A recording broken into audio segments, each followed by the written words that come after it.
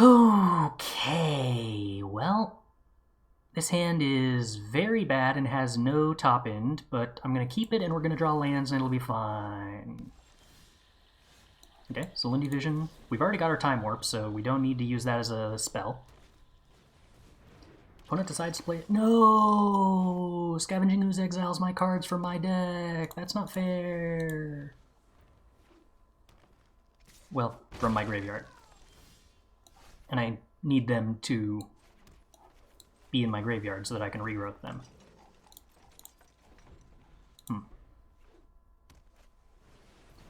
Alright, opponent is ramping. But we are also ramping. Ooh. As tempting as it is to play Mirari's Wake, I like the idea of stealing an Oracle of Moldiah a lot more. Oh, and I get to play a land off the top. Ooh, value. Alright, I'm satisfied with this match. Opponent steals a Mind Flayer, and steals my Mind Flayer, and steals their Oracle back. Okay. Alright.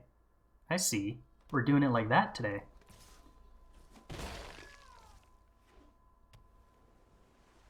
Do you want to shuffle away the Thirst for Discovery, opponent? Are you sure?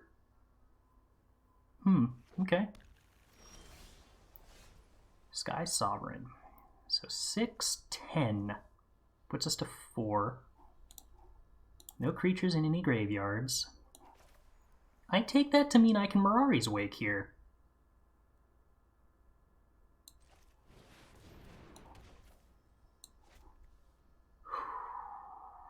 Do I want to cycle this Scattered Groves?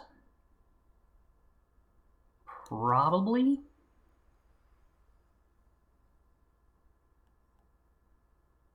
It's a little risky in that I don't have a land drop next turn. I don't really need a land drop next turn, do I? Multiple choice is... that was a reason to have used the forest first. I was thinking if I drew a tap land, I wanted to play it. I don't get to choose what bounces with multiple choice, but Fading Hope, however, does bounce the token. So we need the opponent to not kill me. And if the opponent doesn't kill me, I think we're in good shape.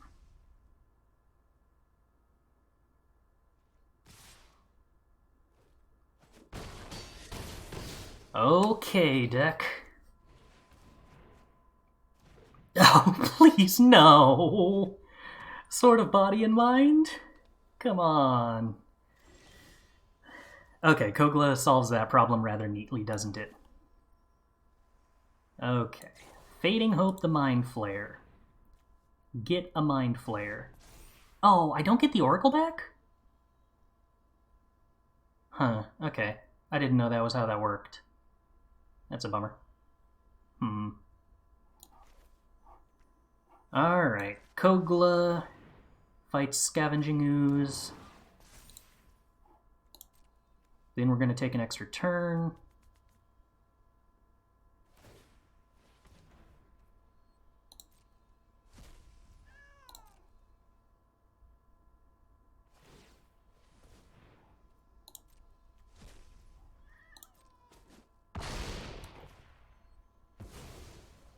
If we hit a Regrowth effect, we just actually win the game here. Midnight Clock is not quite a Regrowth effect. And let's put the Oracle back in their hand. Don't want Incubation Druid right now. Plains. You put that Oracle back in your hand, opponent. We're going to play a land. Should I play Midnight Clock or Wrenn? We kind of already have lethal. The opponent kind of already can't do anything.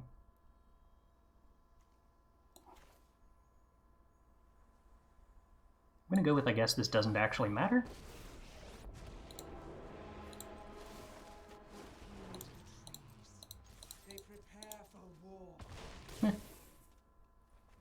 Oh, I could have done 6 more damage. Whoops. Shouldn't have let it auto-tap the Caravan.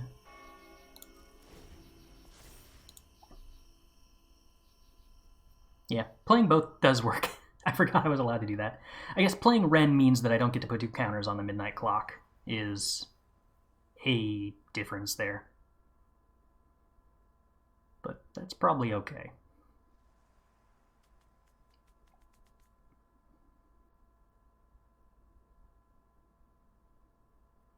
This board state reversed pretty quickly. Oracle Moldiah. Opponent's top card is irrelevant. Opponent is allowed to draw 2 cards and put a card into play.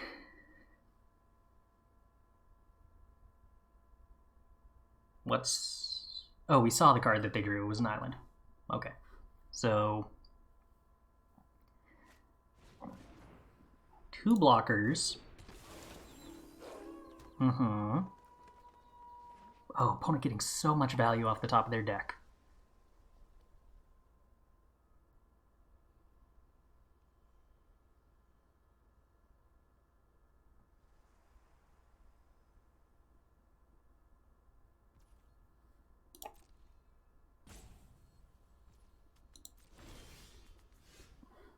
Okay, I think we have a pretty good chance here. So I'm gonna play Leer. And then we're gonna time walk. No, opponent, I wasn't gonna kill you. I had so many more cooler things to do than killing you. Oh right, it's best of 3. I probably shouldn't have shown them that. Oh well. Okay, so what did we see out of the opponent? Blue-green ramp into slightly big stuff. Makes me interested in Disdainful Stroke, and Outland Liberator and Masked Vandal seem like they might be important cards to play against my opponent's blue-green sword. I'm going to go with Illyrios and Trumpeting Herd. Did not seem like they were strictly necessary that game, which I think brings in Masked Vandal, and Masked Vandal needs to exile a creature from my graveyard. Can I even do that? I actually probably can't do that, so it might just be the Incubation Druid. And then following that, Disdainful Stroke isn't bad, but there's questionable ability to actually hold it up, considering the entirety of my deck is sorcery speed. Oh, I have Rexage. That comes in. Wow, I have a lot of artifact destruction. Sweet. I guess they did sort of aggro me out those first couple of turns, so maybe Trumpeting Herd is still decent to hedge?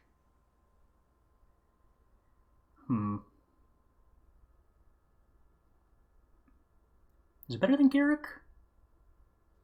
It might be better than Garruk.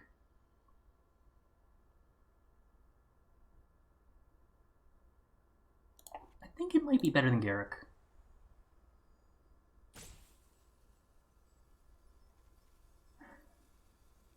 I think we ship that. I'm not entirely confident in that sideboarding, but it's cool to actually have sideboard options for limited.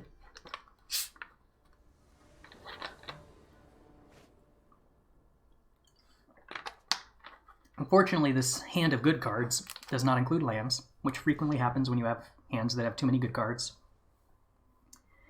And this hand is extremely bad, but we will keep it, because it is better than going to 5. We're just going to have to top deck well. Forsaken Crossroads, getting to Scry is neat. Outland Liberator. I need something more impactful, given that I already have 2 ramp spells to use up my first couple of turns anyway. Opponent, Werewolf Pack Leader, actually aggressive, kind of horrifying. I should have played a Forest there, on the off chance we actually have a 4-drop that's double green that we draw. That was bad. Our opponent's actually being aggressive.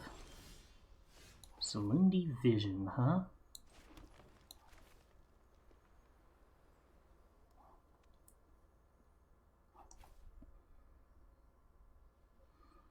Kind of tempting to use that. I guess Salinity Vision is actually another reason to keep Trumpeting Herds in the deck. If we have to Salinity Vision on turn 3, then Trumpeting Herds is something we would rather have in our deck than Garruk. But opponent's hurting us a lot, so we're going to need to top deck something relevant. Tovolar's Huntmaster would probably be ideal. You know, providing the opponent doesn't have like a Disdainful Stroke or something. Oracle of Moldiah. Considering that being attacked is what I'm afraid of right now, I don't hate that too much. Okay, well, we have Mirari's Wake, I guess.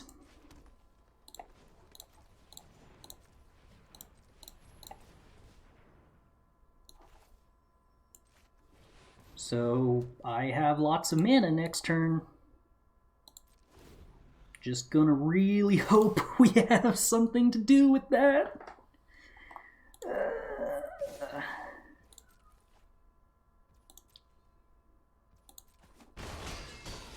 Down to 3. Totally fine. Opponent also has Mirari's Wake that would have been lethal, so I'm glad they didn't do that. And then they pull up our Mirari's Wake. Okay, sure. That's nothing. I don't think I have outs here. So I'm probably not going to actually take anything with Salinity Vision even if we hit. Oh, those are cards. Alright, well, we did in fact actually get out aggroed, which was the concern, which makes me want to bring Garruk back in. Does it make me want to bring in Illyrios? I guess it does. Seeing stuff like Mythos and Rishkar's expertise did not make me expect Werewolf Pack Leader as a card that was in their deck. But yeah, that did beat me up, so I guess I should respect that now. And I'm willing to cut Fading Hope, I think. I don't think anything we've seen out of them makes me think that Fading Hope is going to be stellar enough to be worth playing. Ooh. Hey, Hogbog! Thanks for the raid! How'd the stream go? You join us playing as many regrowths as we can stuff in a deck, plus Time Warp.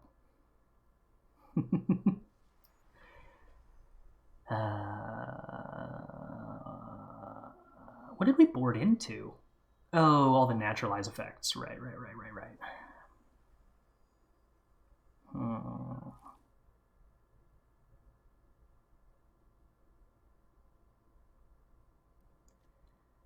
It hurts me to cut a midnight clock, but I think that's what I should probably do. That's probably what I should do. Whew. Alright. Can we get a 4-drop that is good against aggressive things? We will take the play. We have both of our 4-drops that are good against aggressive things and no green mana. We'll just draw green mana. It'll be fine. Hey, Flying. It's going pretty good. Started off with a 6-win red-white deck, and now we are going to lose with a deck that isn't aggressive, probably. Okay.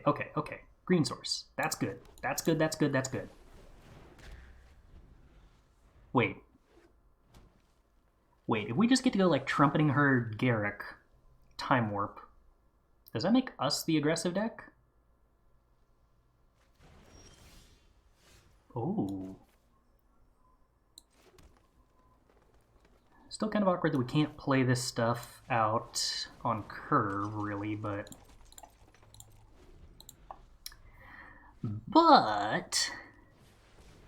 Okay. This is beginning to look like us doing a thing. Is it better to play Garruk or Trumpeting Herd first?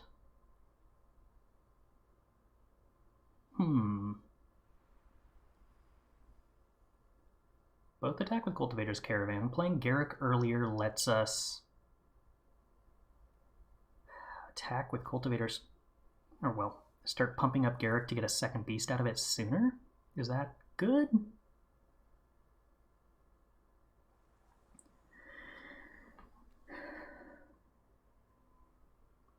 I'm going to go with no, that's not good enough, and we should Trumpeting Herd first.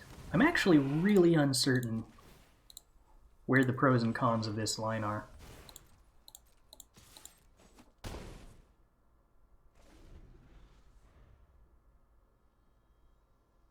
Oh, also, if they don't play a creature, we win with Time Warp? Oh, that's super reason to do Trumpeting Herd. Because Trumpeting Herd gives us a way to crew the Cultivator's Caravan and attack with this 3/3.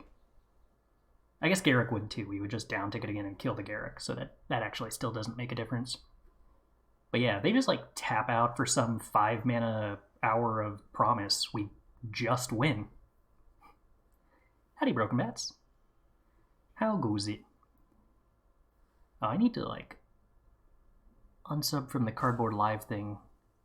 I'm gonna have to figure out how to do that. Because it should not be linking decks now that the app is offline.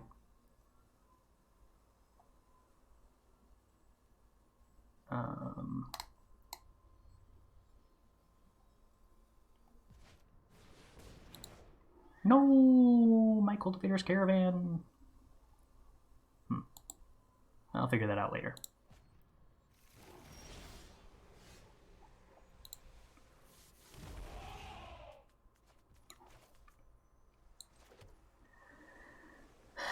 Do I have some way to push through lethal?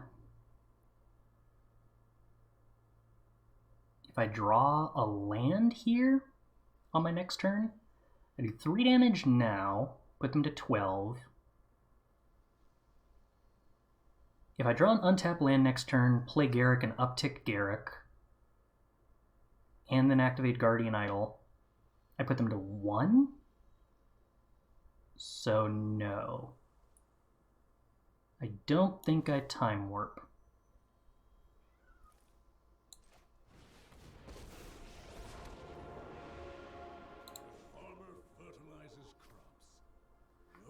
Do I pump Garrick to get the damage in immediately? Oh, I should have played Cultivator's Caravan before Garrick, since I'm not Time Warping. That was just very poor.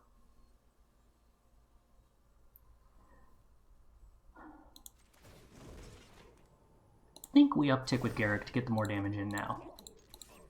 Not having this Cultivator's Caravan be able to attack as a 5/5 next turn when we potentially down-ticked Garrick. It's bad. It also means I can't have it in play on the same turn as Time Warp. Mostly just remembering your mana rocks have haste is a good move.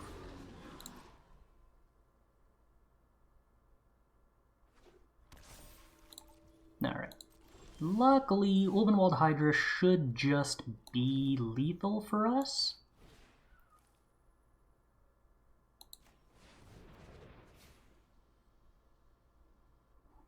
Attack for 3 is 6. Yeah, that's lethal. Misplays aside, still lethal. Pump the Guardian Idol. And 2 threats get through for Xaxes. Lovely. Okay. Chalk one up on the didn't play perfectly and won anyway column, which is pretty much every game of Magic I've ever won.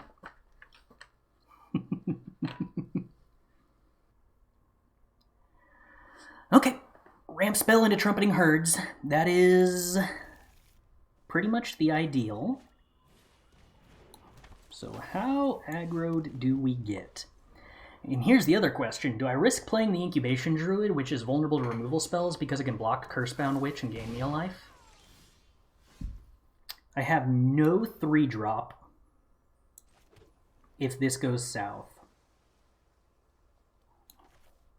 I don't believe I can risk it for 1 life. I think the gain on that is too small to be worth the relatively catastrophic failure condition. If I had a different playable 3-drop, maybe that'd be a different story.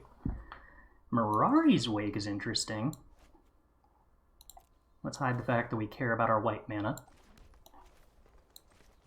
Never know if the opponent's playing Field of Ruin. I don't know if Field of Ruin is actually in the format even. I don't recall having seen it, but I wouldn't have drafted it very aggressively if it was. It is. Okay, okay. I probably just completely ignored it every single time it's shown up.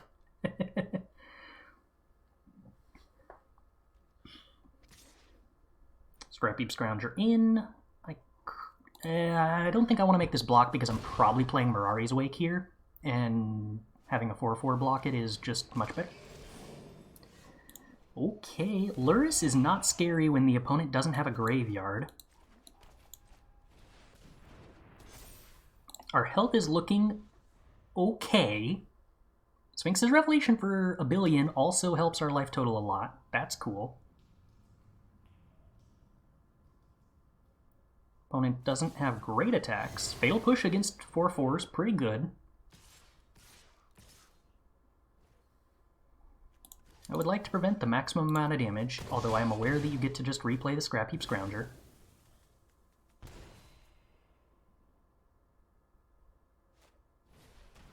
Now we could play Kogla and fight the Lurrus. What's this? So I have access to 11 mana. Meaning I could cast every spell in my hand except for the Sphinx's Revelation. That's probably a good idea, I think. I'm going to go with that's a good idea.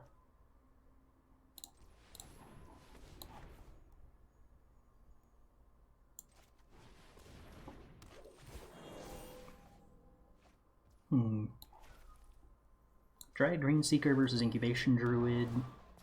I guess I'd probably rather play the Incubation Druid.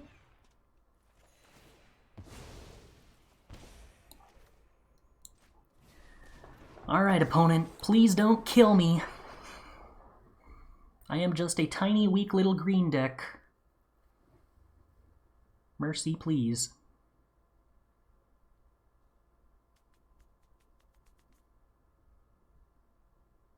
I guess I actually have a basic Plains in case they feel to ruin me, don't I?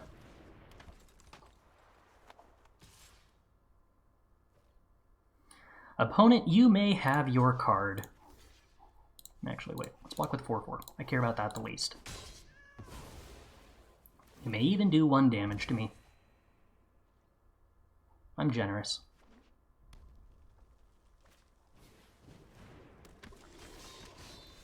Regrowth.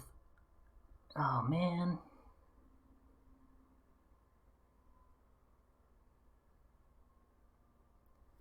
That's not even a time walk. What am I supposed to do with that? Do I Sphinx's Revelation for a small enough amount that I can cast a time walk?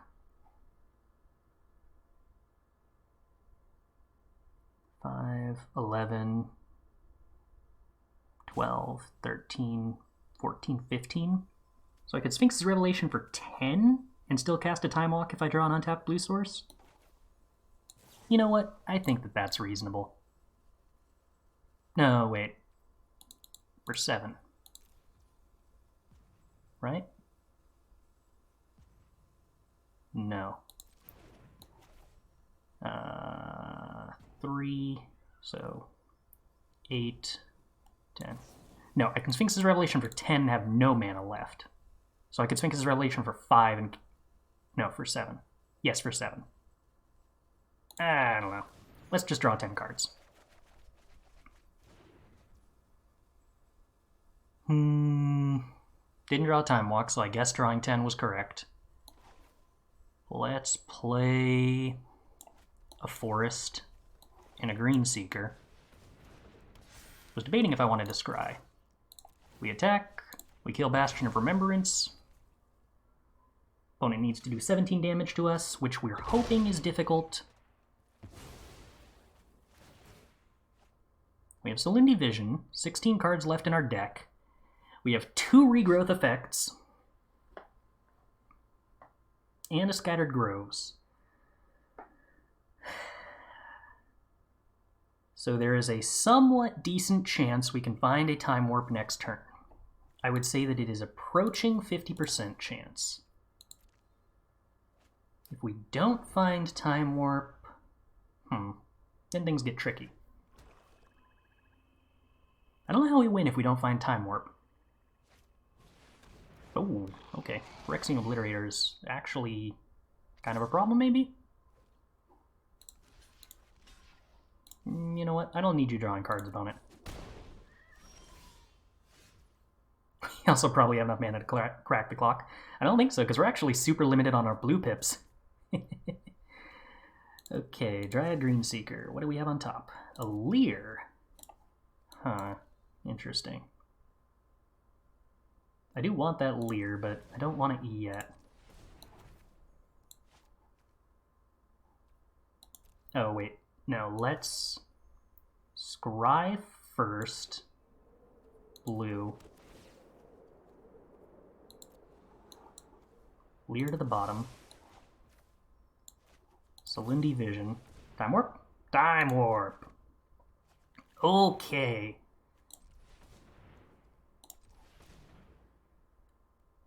Pump Incubation Druid.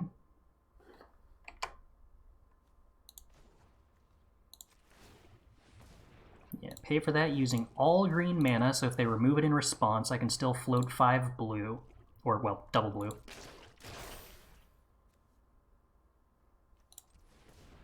Play Midnight Clock. Play Time Warp. Cycle Scattered Groves? No, cast Regrowth. Okay. Swing with Kogla? Doesn't have Trample, that'd kind of be a problem. No swing. We can find a bounce cell, I think. Play Time Warp. Play Bala Ged Recovery. Return Time Warp to our hand. Play Oracle of Moldiah. Steal their Phyrexian Obliterator. Take an extra turn. Draw the Mind Flayer. Play the land. Play the Mind Flayer. Steal the Obliterator. Still have 2 extra turns coming. Swing. Why discard Garruk? Because I didn't think we were going to need it, and I thought there was a chance that we wanted every single land. Alright. Activate Greenseeker. Take the land off the top. Play the land off the top.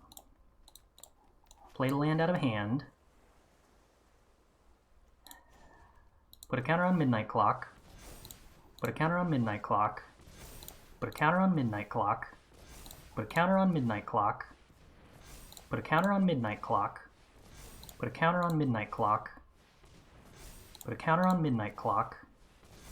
Put a counter on Midnight Clock? No. Oh, okay. Well, I thought we could get there, but we can't. Oh, I forgot the Fading Hope Scried. I'm a fool. Alright, well, then we're going to attack with everything. I appreciate that the opponent allowed me to exchange them having information for me getting to take a lot of game actions. I feel like both players benefited from that arrangement.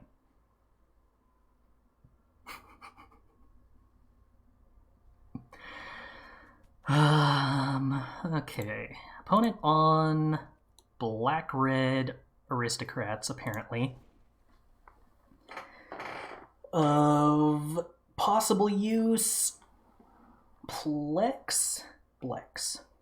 Not Plex.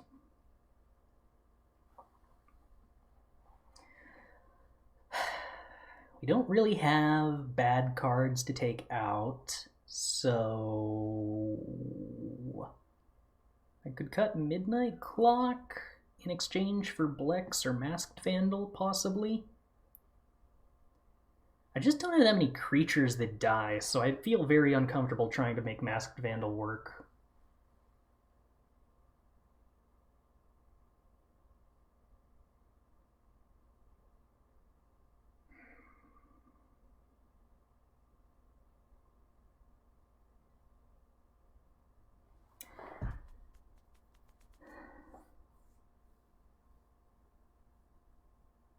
I'm going to go with no. I should probably cut multiple choice against the opponent's deck, but we're going to run it back.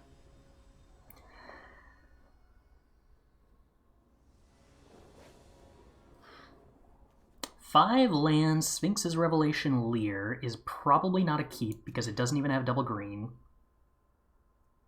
Okay. This hand, however, I feel pretty happy with. Guardian Idol is probably better than Wolf Willow Haven, I think. And I only need one way to ramp to my 4-drops here. I guess Guardian Idol is more vulnerable to artifact destruction, and they are playing red.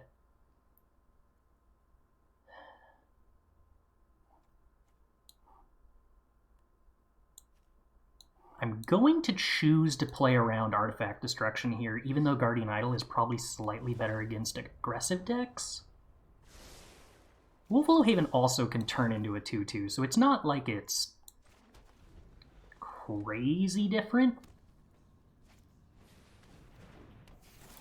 Scrap Heap Scrounger from the old opponent. Okay, we get to curve Garruk into Wrenn and 7. That's not terrible. Bastion of Remembrance. Okay. That does not kill Garruk after a down tick.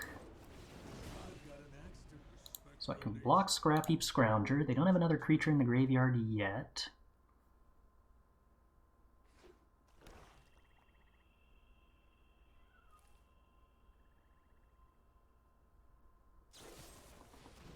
They remove our 3/3 and get to kill the Garruk. Disappointing. But that's still slightly tempo positive for us. Oh, Tovolar's Huntmaster is interesting. If I play Wrenn and 7 this turn, I'm not guaranteed to have Tovolar's Huntmaster next turn. So I think that means I'm supposed to play the Oracle instead. Which doesn't hit lands off the top, unfortunately, but does play the lands out of hand.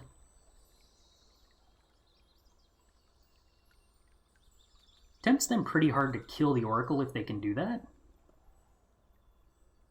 If they choose to activate the Den, I think we just throw away the Oracle on a block to gain life. We've more or less got card advantage under control with Tovolar's Huntmaster and Wrenn and 7. We'll need a second blue source for the Sphinx eventually, but yeah, I think I'm definitely comfortable throwing away Oracle for life, especially with my opponent having Bastion in play already. Yeah. We play Tovolar. Oh, it's so nice getting to play a green deck that actually has top end that can stabilize. So nice.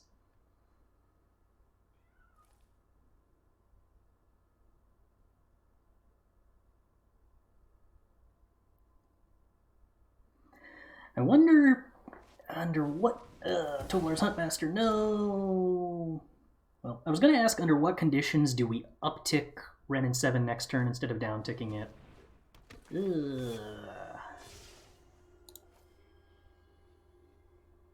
And rather than get rid of Sphinx's Revelation than Wrenn and 7, because I lack a second blue source, that really sucks.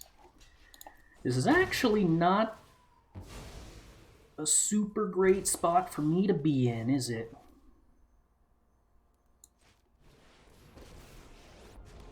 Suddenly, I'm actually kind of in trouble if this Wrenn and 7 dies for any reason whatsoever. The trees are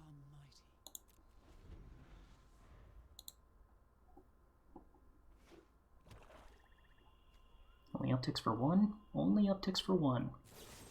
Jeez, the removal. And also my Wrenn and 7 gone. Oh. Wow, this is actively pretty bad. I don't want to block the Acquisitions Expert because it gives them a 3/2, and that would be bad for me. And Luris is an extremely scary thing to be playing against right now. Cool. Celestis is at least some life gain. That's nice.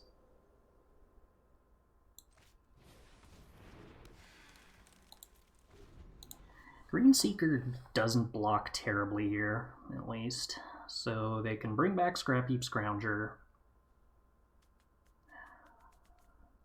Could choose to trade Luris with a 2-2. Not choosing to do that. Okay. These attacks don't really make sense to me. I guess they just want the drain triggers? Is that the logic?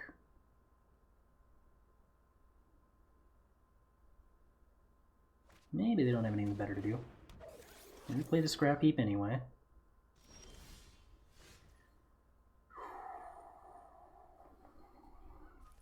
Cast Trumpeting Herd or play the Celestis. I guess I don't even need to activate the Celestis. I can just activate Wolfwillow Haven. If I hit an untapped land, I can do both of these things. So maybe I should activate Dryad Greenseeker. If it whiffs, I just activate Wolfwillow Haven. I have one less blocker, but that doesn't matter because I don't want to block either of these creatures with Dryad Greenseeker anyway. And the upside of it is pretty high. Multiple choice. Okay.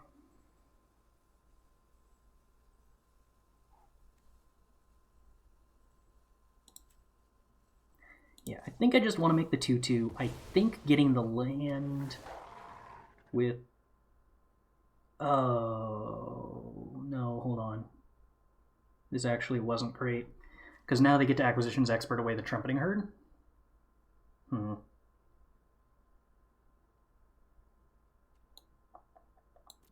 I do gain a life, though. I decline to draw a card because I actually want to draw multiple choice.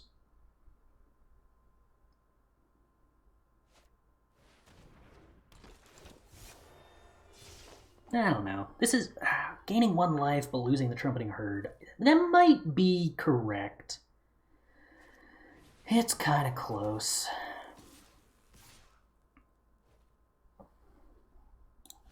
Blockity, blockity.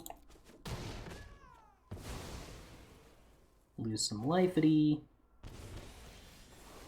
Turns back to day. Decline to draw a card.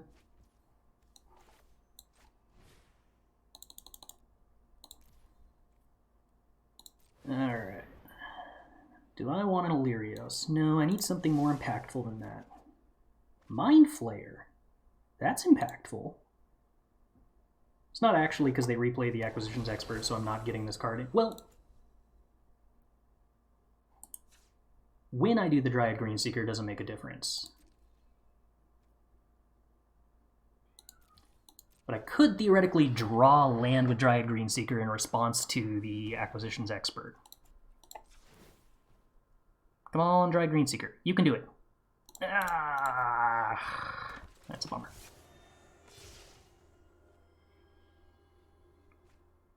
That was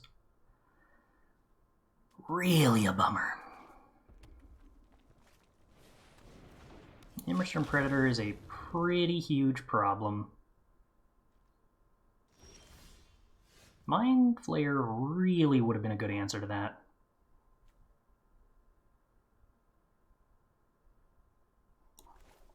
Okay, Incubation Druid. Get more mana. Activate Celestis. It becomes night. Do I draw a card? Do I decline? I don't think...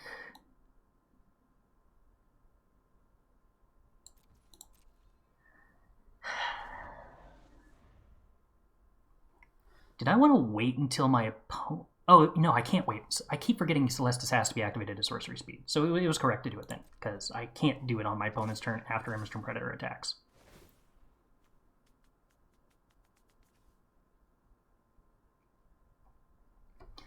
I can block Acquisitions Expert in a way that does not kill it. That's probably for the best. They can choose to sacrifice it, though. Given that they can choose to sacrifice it at any time, then removing it is better for me. Because this 1 damage that it's doing with Bastion of Remembrance is functionally already happened. Oh, I'm already dead. That's right. Immersed Predator does 4 damage. And they have the ability to do... Wait, they had another creature in the... Oh, the Ruin Blaster, right. Yeah, so they had 3 damage burn here. So even if the Immersed Predator didn't get a counter, I was still dead. Can it sack itself? No. So 3 was the most damage they could do. Oh no, 4 damage was the most they could do because they can sack Scrap Heap Scrounger twice. Nifty.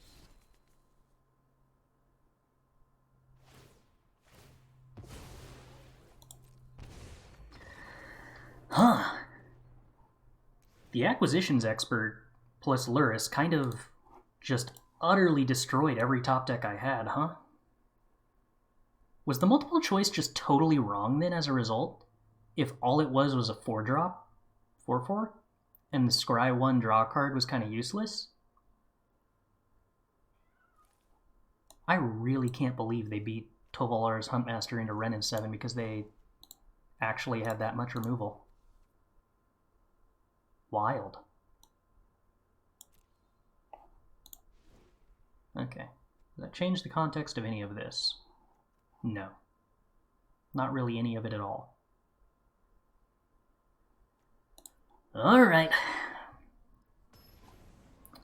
Was it incorrect to keep the Wrenn and 7? Should I have kept the Sphinx's Revelation with 6 mana instead? That's tough to say. This Dryad Greenseeker is so likely to die to removal, and then this hand has really bad mana. No, it just needs 1 land to get the Cultivator's Caravan online, and then that gives me guaranteed Trumpeting Herd. This is definitely keepable, even if the Dryad Greenseeker dies. And there's the land. Alright, please don't Fatal Push me. No Fatal Push. Good start. Scrap Heap Scrounger. Okay. Could Mirari's Wake next turn if we hit a land drop.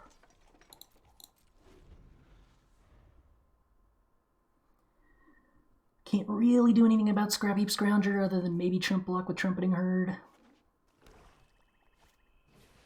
Morbid Opportunist. Okay.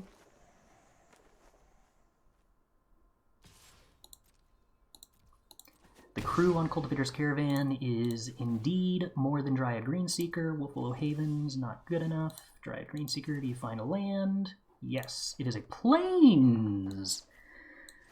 Interesting. I feel like that makes Mirari's Wake the play here. The opponent does have a card in their deck that blows up Mirari's Wake.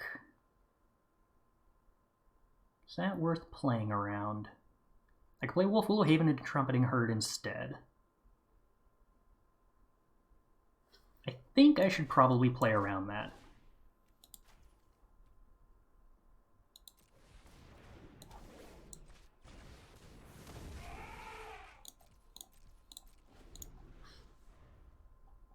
So currently I have 2 mana after playing Mirari's Wake.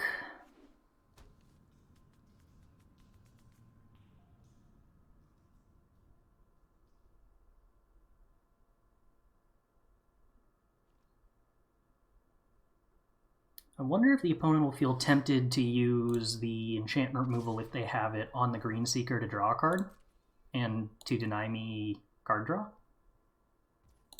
If they have an aggressive creature to play, they probably don't take that line. But there is the possibility that they take that line if they don't have anything other to do with their mana here. Acquisitions Expert. Ugh. I've already used 1 Regrowth. I think we get rid of Leer here. Because I think I'm probably going to be close to lethal with the Time Warp, potentially.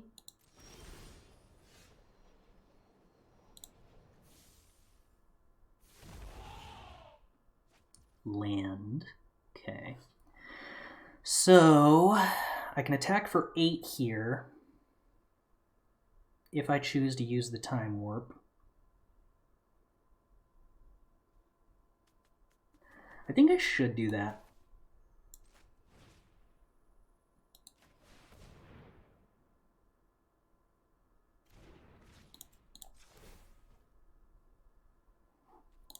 We'll take the land. We'll play the land. Crew the Cultivator's Caravan, swing for 8. Yeah, the Mirari's Wake giving the creatures +1/+1 also means that I'll have potentially very considerably better attacks here.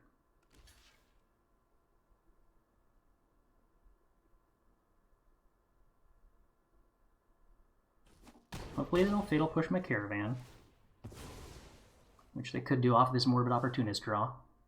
They did just draw it. They got priority to do it. Yep. Okay.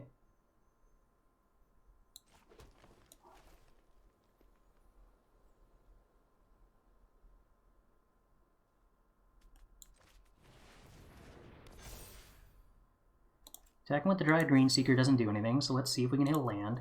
We got a Midnight Clock, player Guardian Idol. And I do think that we are trying to race them here, despite their excellent answer to Cultivator's Caravan. We have a better board state. We have a lot more mana. Our health is slightly better. They do in fact have Feed the Swarm, but they lose 5 life for that. That is pretty costly. Scrapheap Scrounger can't block, so we're looking at lethal on board currently. Bloodbraid Marauder also can't block, so we're still looking at lethal on board currently. I'm willing to swing with however many creatures it takes. Oh, yay! Victory by being the aggressive deck. You love to see it. It wasn't an 8 damage Lava Axe. That's fair. His hand's pretty terrible, so we'll keep it. We might end up fading Hoping and Illyrios. That's like... Wasn't an 8 damage Lava Axe, it was an 8 damage Blightning. 8 damage Blightning. Oh, yeah, they had to discard a card to answer it as well. True. When your opponent discards a card, your Lava Axe does get better.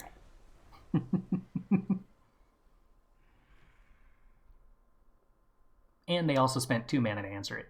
You know what? I'm beginning to think that just calling things Lava Axes is frequently inaccurate.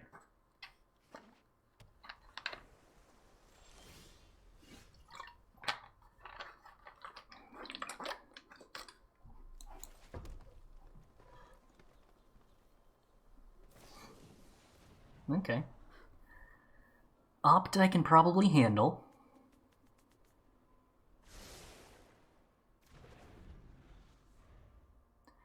When your opponent keeps a card on top with Opt, should you be unhappy or happy? Because, on the one hand, your opponent didn't get the full value of the scry by putting a bad card on the bottom. But on the other hand, they drew a good card. I guess you should probably just always choose to look on the positive side, huh? So whichever is situationally happier, that's the one we go with. Sword of Body in Mind, of course. Why wouldn't my opponent have Sword of Body in Mind?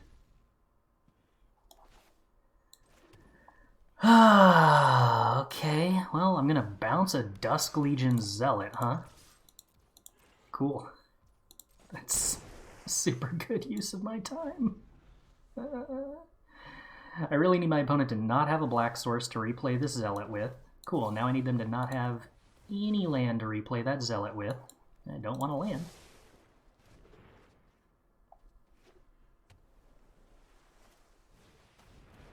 Cool. Alright, so we're on a 2-turn clock. Oh, Kogla. Kogla, you're so good. Kogla, you might... No, actually, I need to play Kogla this turn for it to be relevant. Because I'm still going to die in 2 turns to the Sword of Body and Mind either way. Well, that's not entirely true, I guess. Let's activate Greenseeker in case we hit a tap land. We don't. That's a bummer. Fading Hope, can't answer Dusk Legion Zealot once it's got a sword equipped. I'm going to lose my Oracle. There is a possibility if I hit an untapped land off the top that 2 Sword of Body and Mind hits is not quite enough to mill me out in time. Possibly. Do I have, like, literally any other answers to Sword of Body and Mind?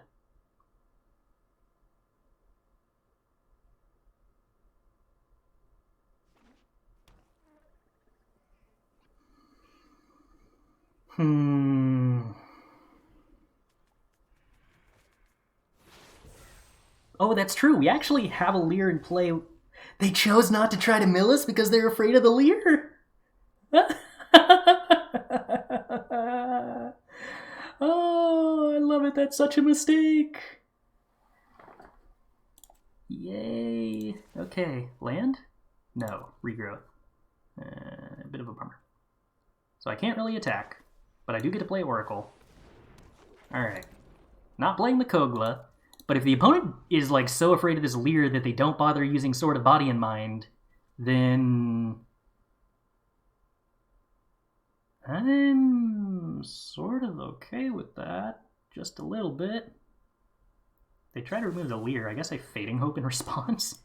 Yeah. We're playing Constructed! But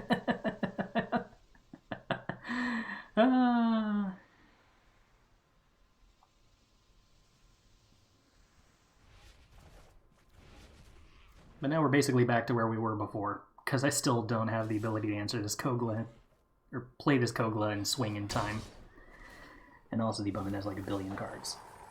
No, did they not mill a single Leerable card? No, they milled Trumpeting Herds in a regrowth. Okay. Well, I guess I had better regrowth. Cool, land on top. It's not as good as having land second from on top, but I'll take it. Oh, opponent, how many counterspells do you have? Does it matter? Can I afford to play around literally any counterspells at all? No.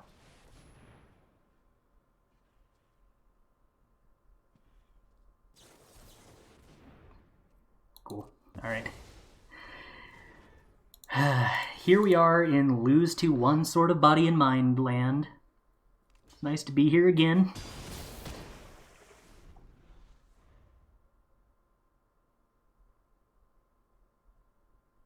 Do I have literally any outs at this point? No, what?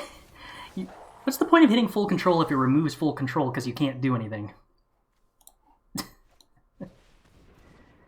Alright, well, I didn't concede before the mill, but thankfully the mill didn't actually show anything relevant. More mill. The Teferi's tutelage is totally irrelevant. It doesn't matter at all.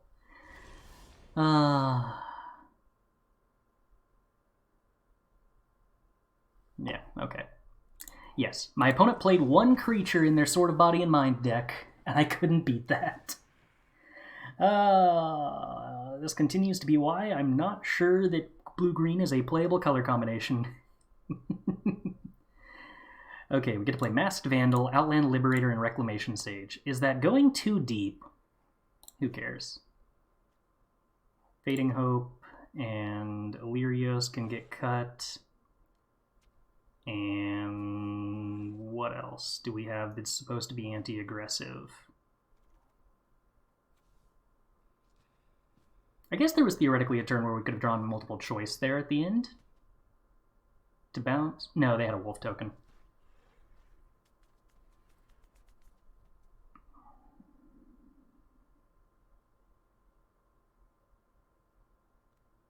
I don't want to play Mind Flayer, I don't think. But we get to play 3 Naturalizes.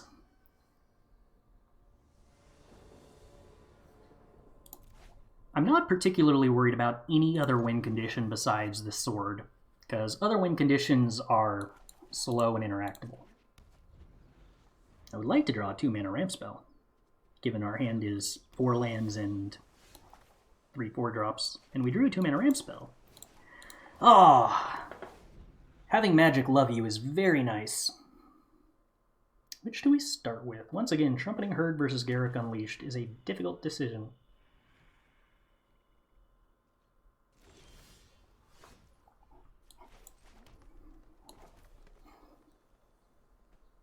I guess if my turn 3 gets countered, I'd rather have a bunch of Garruk Unleashes in the long run, and I think it's less likely they can counter something on 2 mana than on 3 mana.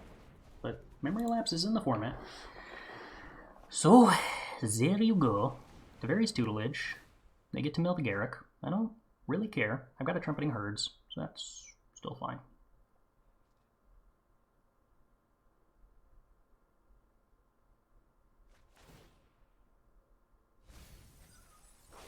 They mill a land. Makes me kind of sad. Trumpeting Herd. Makes some 3/3s to be aggressive with.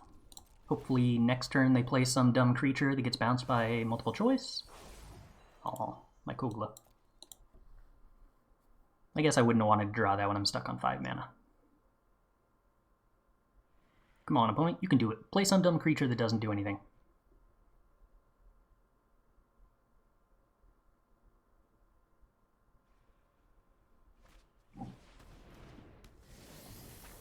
Sweet. I'm going to count that as a dumb creature that doesn't do anything. It mills me. I just don't really care about getting milled. Heck, they can mill me again next turn after I bounce it.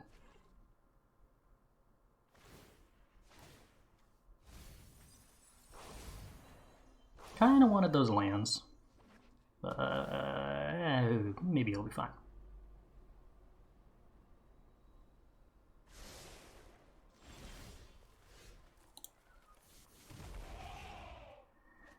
Incubation Druid isn't good. That's kind of a bummer. Wrenn 7, definitely not the card we're looking for right now. Land is okay. Opponent bounces a creature. We get to attack for 3. Okay. What do we have access to regrowthing right now?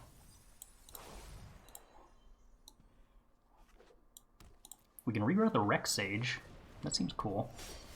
Scarab God.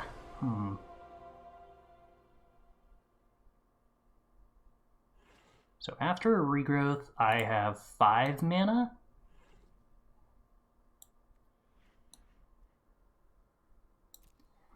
I guess that means I'm probably just casting multiple choice then.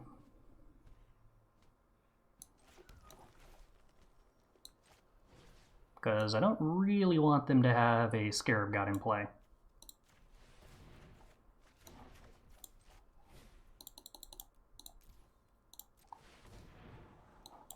Not looking for more lands anymore.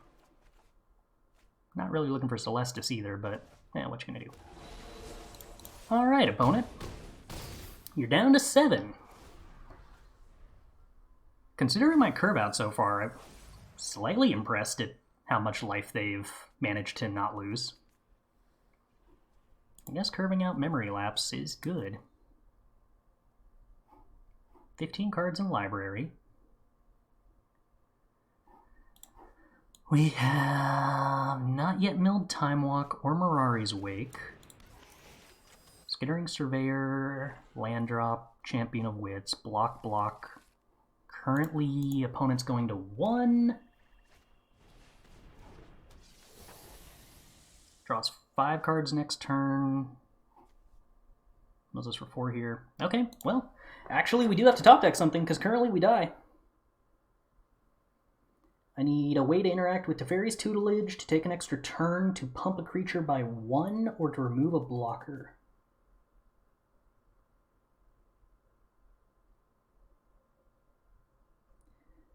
The reason being, I'm assuming that they will have a 7th land, and after blocking with Champion of Wits, they can draw 4 cards by eternalizing Champion of Wits. Oh, a Naturalize effect removes a blocker, so it just wins on the spot. Doesn't even need to avoid dying. Celestis can find us a 1-drop if we loot. Do we have Fading Hope still in the deck? Time Warp. That'll do it. Thank you for the mail, opponent. It was helpful.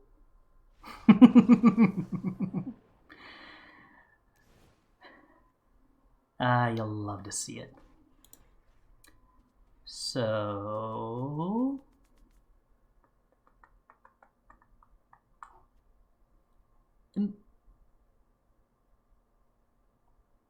Oh, I boarded out Fading Hope. So no, we did not have it in the deck. Team,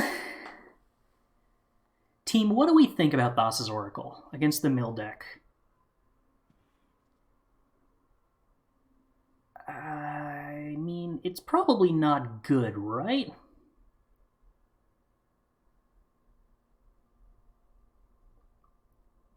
It's probably not good, but it is... It is spicy. It is extremely spicy.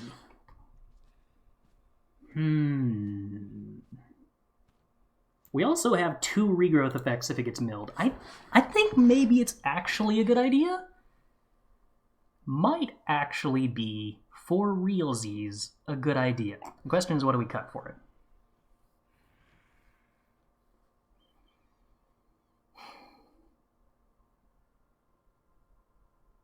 I think we cut Ren in 7. I actually don't know that I like Ren in 7 very much here. I guess we could down tick it and then never up tick it. And in a way, it does give us control over self-mill for Thassa's Oracle too, which might be relevant. What would the alternatives to that be? Cut a 3-drop ramp spell? Cut a Mirari's Wake? Maybe? Cut a Sphinx's Revelation? I feel like Sphinx's Revelation is also a nice way to have control of Thassa's Oracle. No. We will cut the Ren in 7. We will do that. We actually have such a redundant method to get back so many of our Thassa's Oracles. Oracle is meh? I would normally agree, but like...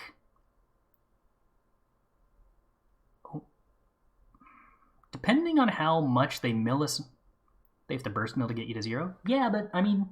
There's always a chance they get us down to like 3 or 4. And there is also a possibility that we have control over that with, if we have enough mana, our card draw spells. I don't know. I legit don't know. I don't think that it is excellent, but I do think it is worth having. We're going to go with white, and we're going to go with Scry. I don't want Midnight Clock. We already have a 3-drop ramp spell.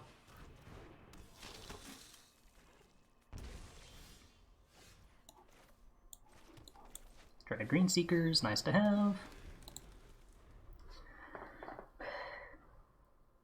Also, their burst mill might be in quantities of 10 if they use the blue-green sword.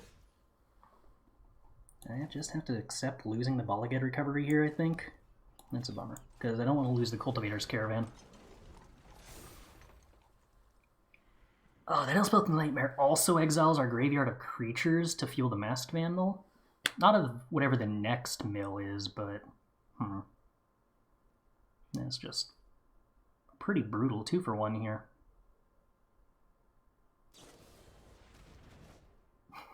Okay.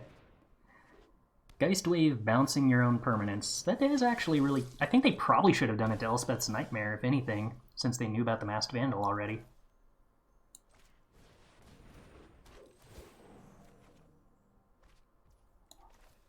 Do I want to regrowth any of this?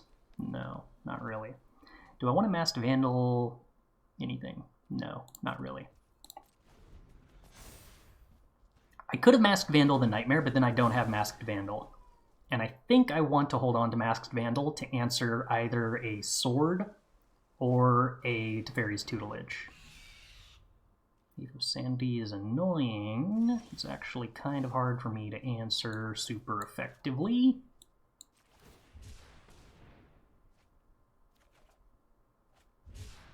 Okay. Oracle Moldiah. Oh. This is like 1,000,000% getting memory lapsed, isn't it? And then it gets stolen with Thief of Sanity. But I can't not play my cards. And I can't not play my cards. Okay, cool. That happens. We get a land. Alright, alright, alright.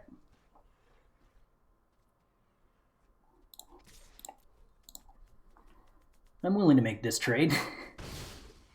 And I'm also willing to do damage to the opponent. Oh, I should have attacked with Cultivator's Caravan, because that's a better attack. No, I couldn't, because it was already tapped. I used it to cast Oracle. Right. Never mind. Didn't make mistakes. Never made one of those in my life. I don't believe I get to know all of the Thief of Sanity cards with Oracle. I think I only know one of them.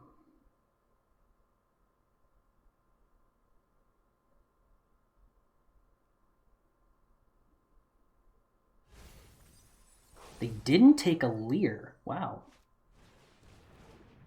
They took Outland Liberator over Leer? Huh. Okay.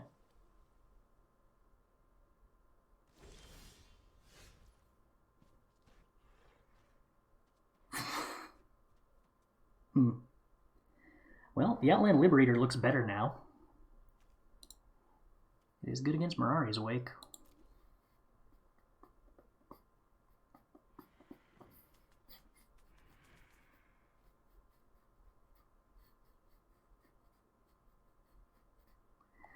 What are the odds that Mirari's Wake is a Anthem next turn? The Thief of Sanity means we're not drawing the Sphinx of Revelation, or Sphinx's Revelation. The opponent probably takes that. Do I have any way to draw a card? I do, sort of.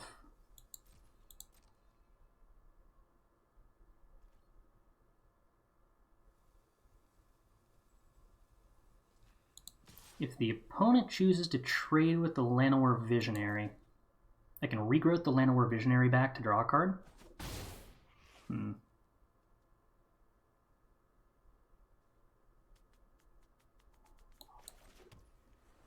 Huh.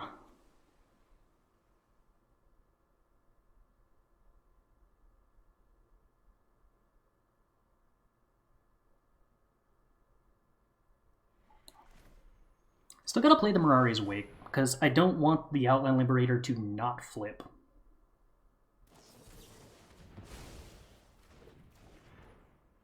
Or to flip. Don't want it to flip.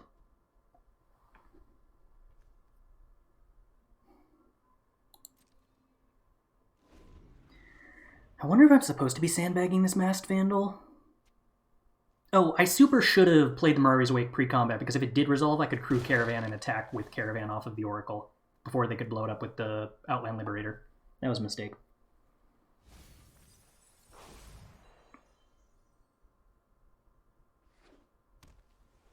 A lot of mana for my opponent, and they definitely stole the Sphinx's Revelation. That's going to make my life of killing them hard. Get to play a land off the top. Frenzied Trapbreaker is annoying.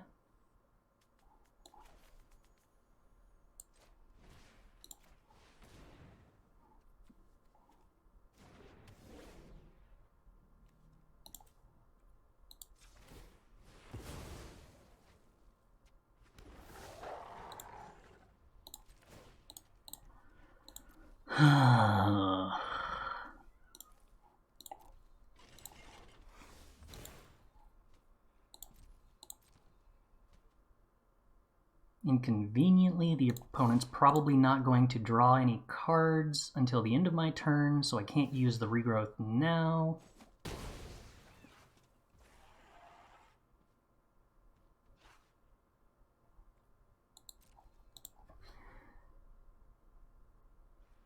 Thief of Sanity has a chance to steal our Thassa's Oracle.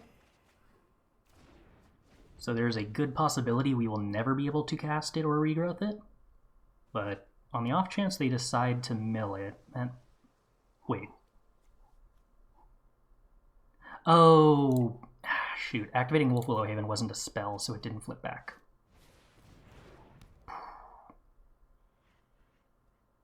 How many blue source? Wait.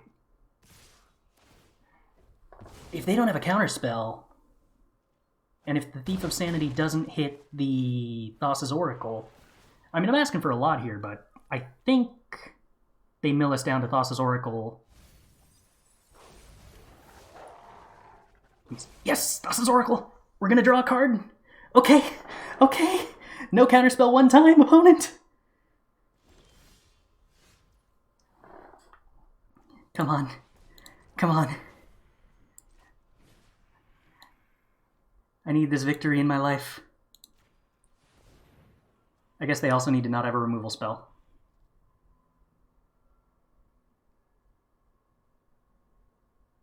Is there any way I can draw 2 cards? No.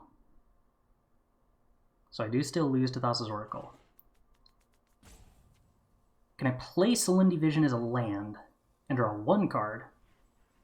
Maybe.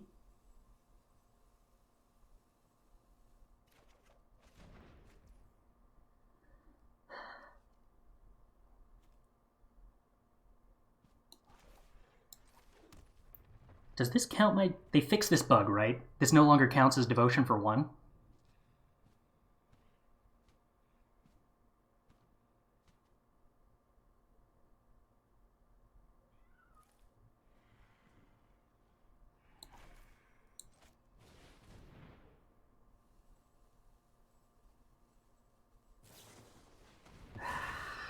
Ah! And I can't draw that, yeah?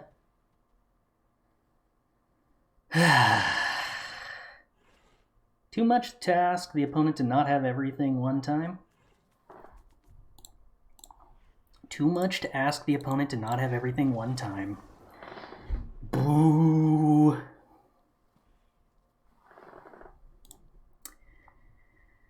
Disappointing.